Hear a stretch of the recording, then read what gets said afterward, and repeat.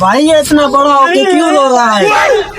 तुम खुद ही पूछ लो, बताएगा, बच्चा थोड़ी है। चलो। अरे भाई क्यों रो रहे हो? दाढ़ी मुंह में है, कितना रो रहे हो?